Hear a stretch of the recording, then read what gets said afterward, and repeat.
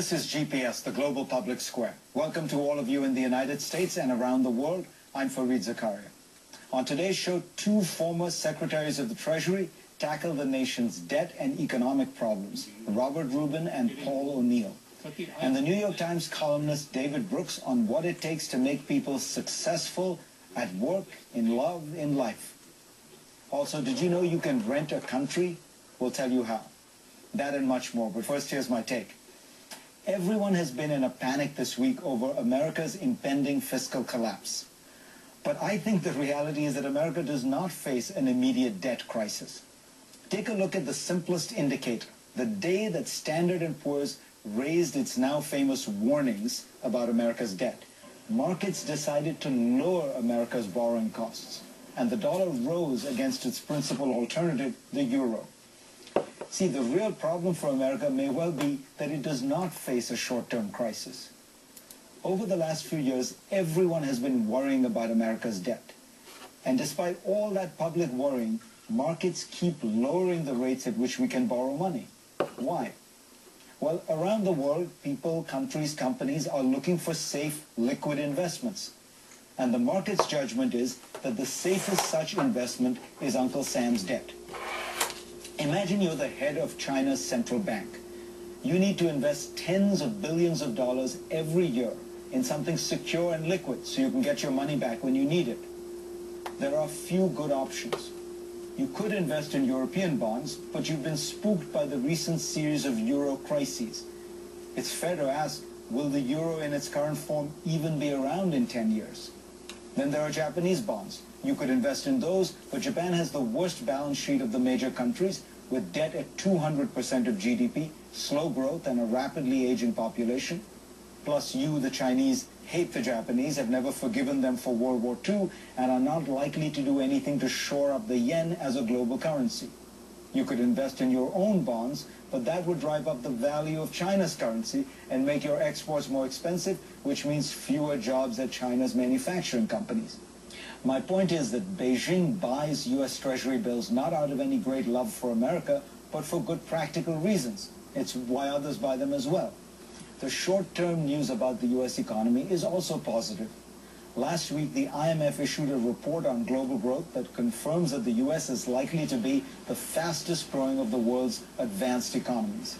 In fact, the real problem is that this short-term good news means Washington isn't really acting as if it faces a crisis, no matter the rhetoric. Democrats are still clinging to entitlement programs, Medicare, Social Security, with no talk of real cost cutting, though the current system is clearly unaffordable. Republicans are playing politics with the vote to raise the country's debt ceiling and are still blind to the inevitable need to raise taxes. People are still pushing their ideologies rather than fixing the problem.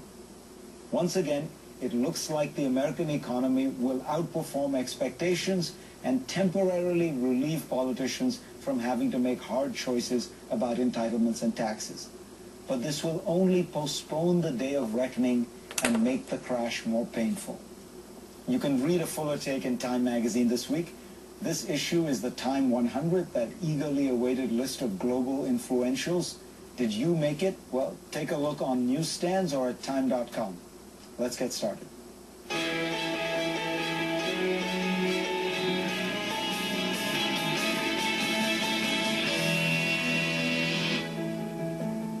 So can we avoid the day of reckoning that I just talked about? To answer that, I am very pleased to welcome back to the show two former secretaries of the Treasury, one from either side of the aisle. Robert Rubin was the 70th Secretary of the Treasury and served under President Bill Clinton. Paul O'Neill held the post under President George W. Bush. Whoa. Fareed, excuse me. What are you talking about? Two sides of the aisle. That's both the same side of the coin. Let's check out what is the other side of the coin. The people's budget from the Congressional Progressive Caucus. They've got a Twitter site. You can follow them at US Progressives. I do. I'm also Longshoreman I Am. That's my handle. But probably the best person to do it would be a professional. How about some Rachel Maddow? Substantively, the overall effect of the Paul Ryan Republican budget over the next 10 years would be to add $6 trillion more to the national debt. To make the debt $6 trillion worse. That's what happens when you cut rich people's taxes back to what they were in the 30s. And while Republicans just lard all of that onto the deficit and the debt, they are simultaneously saying they will not vote to raise the debt ceiling. So they're very happy to raise the debt, but they're not at all interested in raising the thing that allows us to take on more debt.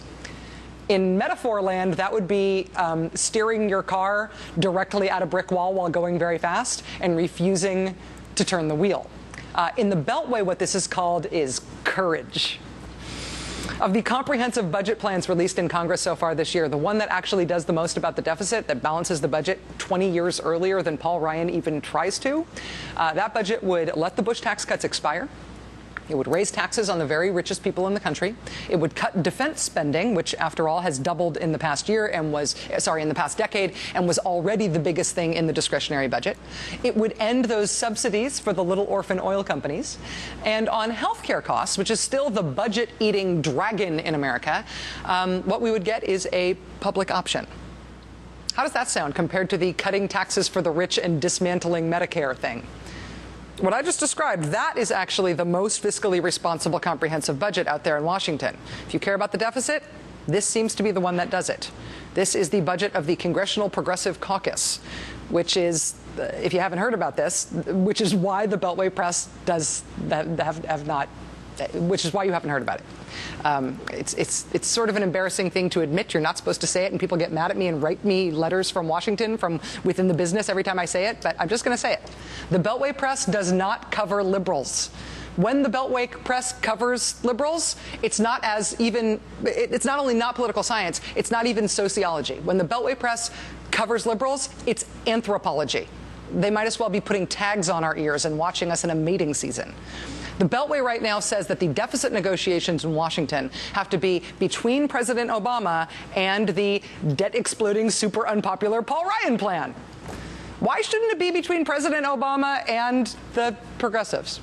If this really is about fixing the deficit, why on earth is the most fiscally responsible comprehensive budget plan that's been submitted, that's been introduced, that's out there for discussion, why is it not even on the table?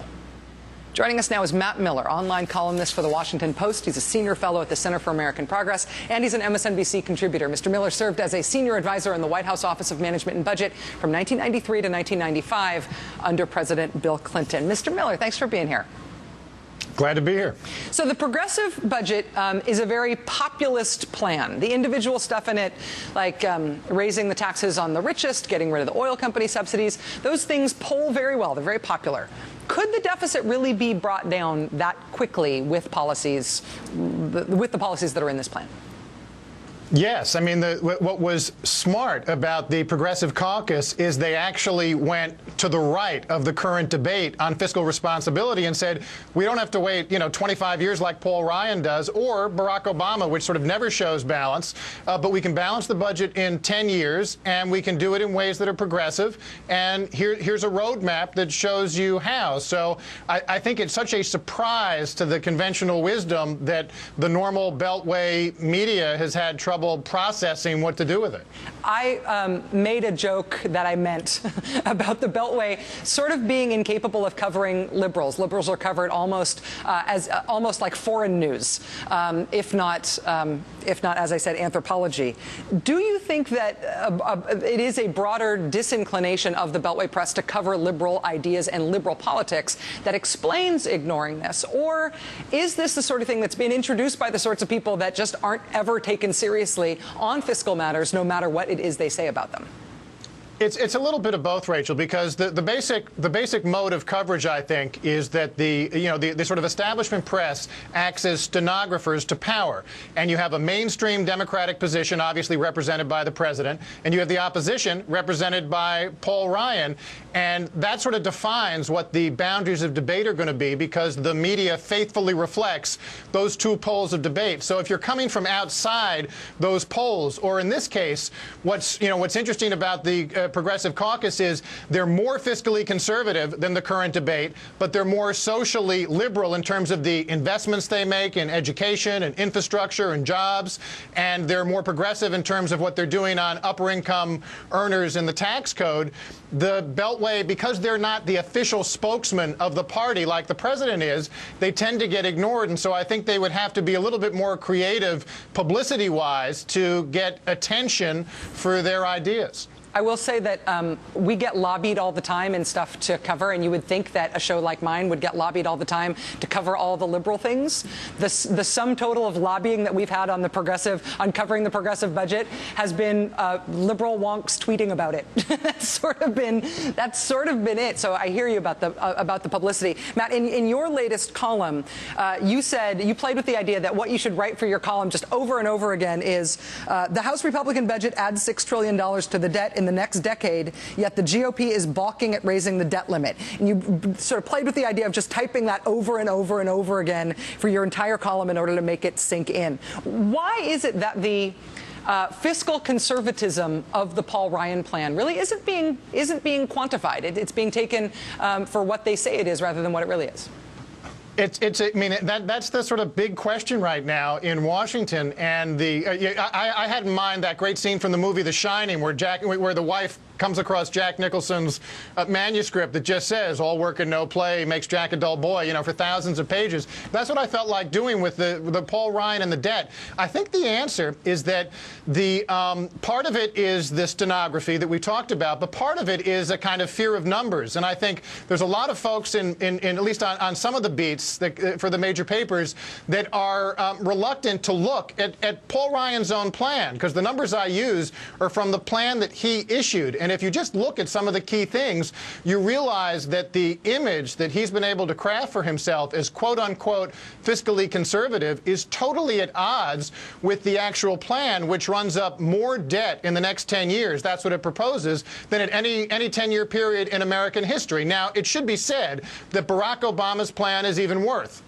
Ryan would add $6 trillion in the next decade, and the news this week was that Obama's latest version of his plan would add probably $7 trillion. Neither is adequate, and that's what makes proposals like the Progressive Caucus is interesting, because they say, let's balance the budget faster, but let's do it by making choices within that are more progressive. You served in the Clinton administration in the 90s. You know a lot about the relationship between economic policy and winning politics. In terms of this particular battle right now, what do you think of Democrats' prospects for turning their economic policy into good political outcomes? Do you think that they are aiming at doing that? I think there's no question that the speech that Obama gave the other day, contrasting what his approach is going to be with the Republican approach represented by Paul Ryan, is going to be a winner. That's what you're seeing in all these town halls already, because you've got, when you're able to contrast, the Republicans want to cut Medicare or change Medicare in order to cut taxes for the wealthy. I think that's very powerful as a matter of politics. The thing that people should realize, and the progressives should realize, though, is the debate isn't the right debate. Obama can win on those politics, and I think if that's what the contours of debate sound like going into 2012, he will. But there's a big difference between Obama winning on that message and actually having solutions that are equal to the problems that the country faces. Obama doesn't do enough, not only on the debt, but on reorienting enough of federal spending away from the elderly, which is where all the growth is in the budget. Even Paul Ryan is increasing Social Security and Medicare by something like 75% over the next 10 years. The entire federal budget today goes for consumption for the elderly on health care and pensions, and there's less and less left for education, to recruit a new generation of teachers to our toughest schools, where we're going to need to raise pay substantially to get better talent to the classroom, for infrastructure and the other things that the Progressive Caucus is fighting for. And Obama's message may win for 2012, but that doesn't mean it's going to get us where we need to go. Matt Miller, columnist for The Washington Post, senior fellow at the Center for American Progress, and an MSNBC contributor. Matt, thanks very much for joining us. Really appreciate it. Glad to be with you.